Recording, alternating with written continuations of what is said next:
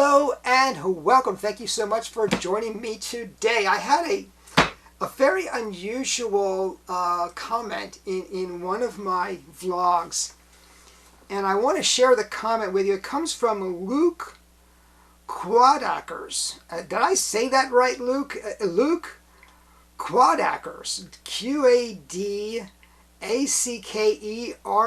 3614. Here's what he writes. Just an unrelated question. I keep on noticing that you don't have the dust jackets on all of your books. But maybe I'm wrong. Where and how do you keep them? Maybe you can spend a short video on how you handle and take care of your books. Thank you, David. Okay, so let me address the dust jacket issue. First of all, I don't buy books to sit on my shelf. If I buy a book, I bought that book to ingest, to take in the information, to enjoy the book to its fullest extent. Dust jackets annoy the daylights out of me. Now, I will keep a dust jacket that is particularly attractive. Now, this is one of Mike Caveney's books, Keller's Wonders. You can see that that dust jacket is pretty amazing. The book itself, the book itself is filled with wonderful illustrations and photographs. It's an amazing book. Now, I'm just going to open a couple of pages here and see. I don't see any markings in this book, and that surprises me, because in most of my books, I have made notes in the margins, in highlighted sentences, and so on. So most of my books are pretty marked up. This one is not, and that's very, very unusual. This, on the other hand, this is called Fetching Magic. It's a book about fetching magic, the life and legacy of Hen Fetch. Now, this book, if you look at the table of contents, you'll see that I've got some highlights and some notes here in the table of contents. If you flip through the book, you can see here's the foreword. I've highlighted some bits there in the foreword. Well, there's a note there on the side in the margin.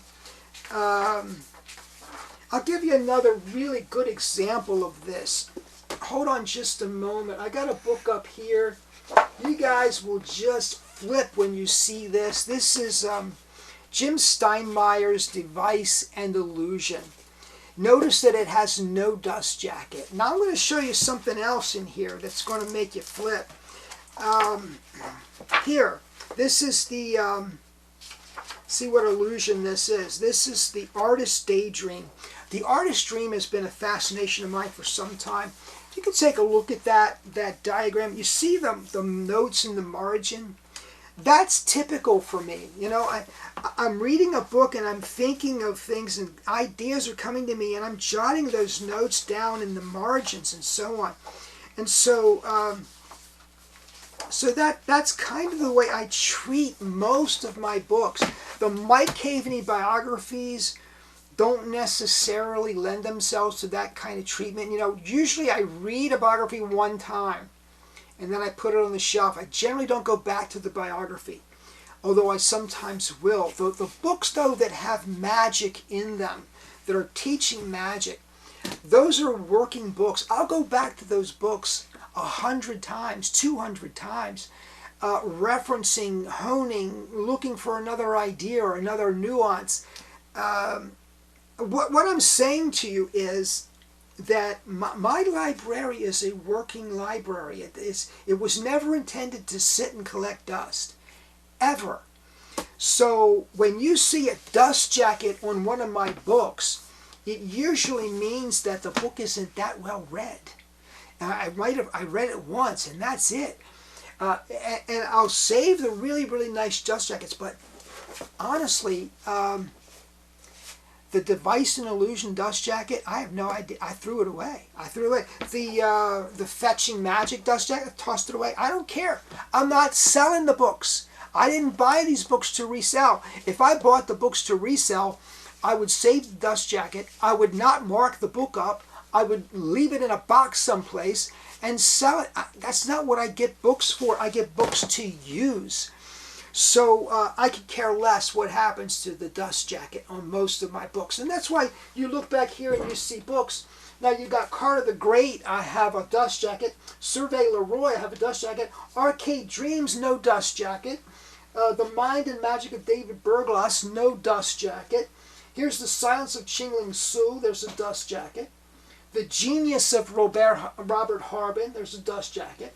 So the biographies tend to have dust jackets, the other ones don't. Here's the Animan book, no dust jacket on that one.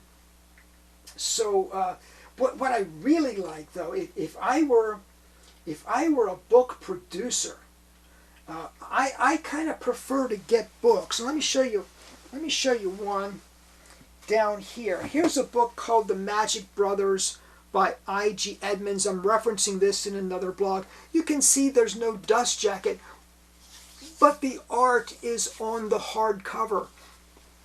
Vanishing Magic produces a lot of books like this because they know, at Vanishing Magic, they know that magicians are going to use their books. They're not going to let them sit on the shelf. So they put the art on the hardcover itself. I really appreciate that when that happens because dust jackets, frankly, annoy me. They just do. Now, the question is, how do you handle and take care of your books? So, so when I get a book, now this is Device and Illusion. When a book comes, usually in the mail, I'm usually not, I used to go to Benny's shop. I don't go to many magic shops anymore. So most of the books I get are from mail order. The book comes in the mail. The first thing I do, if I'm going to use that book, the first thing I'll do is I'll get rid of the dust jacket. I just toss it. I don't care. I just toss it. If there's valuable information on the dust jacket, I might photograph that information to keep it. But for the most part, I don't keep dust jackets. Okay. The second thing I do is I break in the bond of the book. The last thing you want is to break the bond of the book and have the pages begin to fall out of a book. You don't want that to happen. So let me show you how to break in the bond of a book if you've never done this before.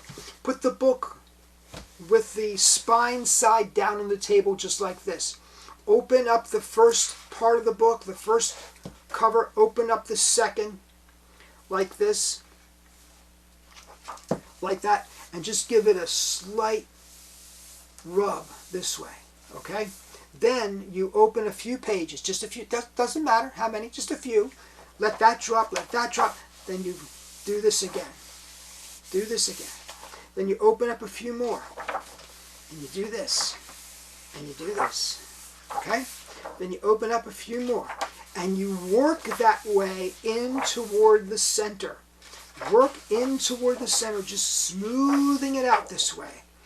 Once you get to the center, you let that book fall open at the center and you rub in the center this way, very lightly, not hard, very lightly. And that should give you a broken in bond that's evenly broken in so it doesn't break in the reading process. So, Luke, I hope that answered your question. It's a very unique question. Thank you so much for answering. I hope you enjoyed it. Thank you so much for joining me today. Please comment down below. I love your comments. Please subscribe. Have a great day.